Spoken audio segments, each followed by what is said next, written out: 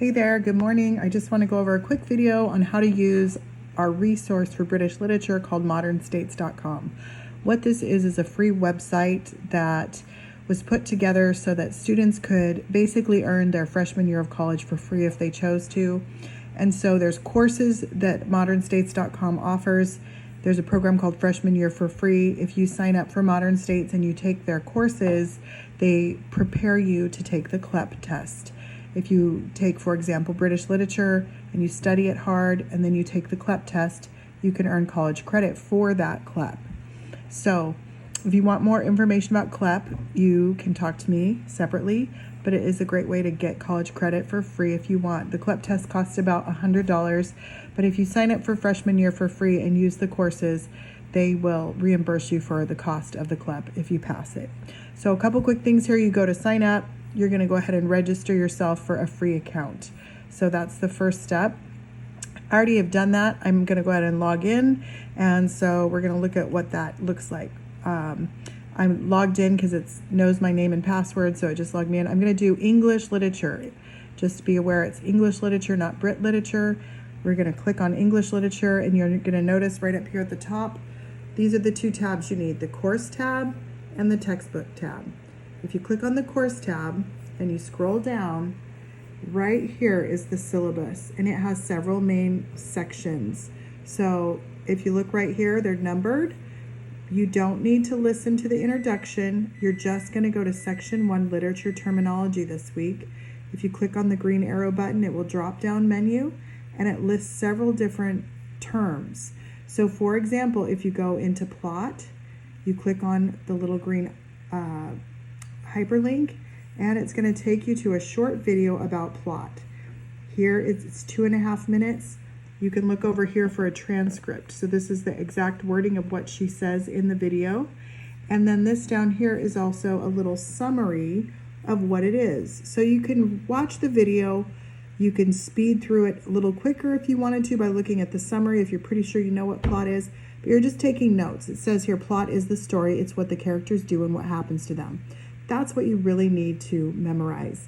You need to know that it consists of rising action, a turning point, which is called a climax, and then denouement, which I probably said that wrong, but it's the falling action, and then a resolution. So in every story, we know what the plot is. It's the main story, what happens, and we know it consists of kind of these 4 main things: the rising action, the climax, the falling action, and the resolution.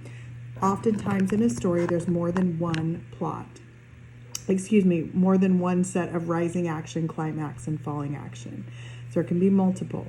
When you're done with reading or listening to that, you're just going to go back up here, and you're going to look up here. It says back to literature terminology, and click on that. And then you're going to move down here and watch the next one, which is setting.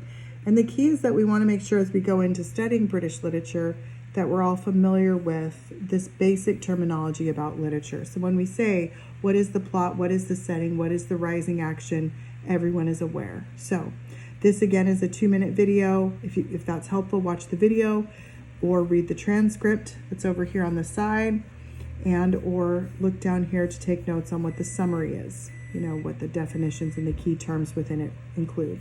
So this is what you're going to do. We're going to go back up to the top, back up to literature terminology. Click on that, and if I look through this, at the very end there is it says, let's see, at the very end after tone there's the readings 1.9. That's the reading I had assigned for you to do. That reading is the same thing as what is in the textbook 1. So if you click on textbook 1, there's going to be kind of a chapter by chapter outline on the left, and the actual textbook is here in the middle.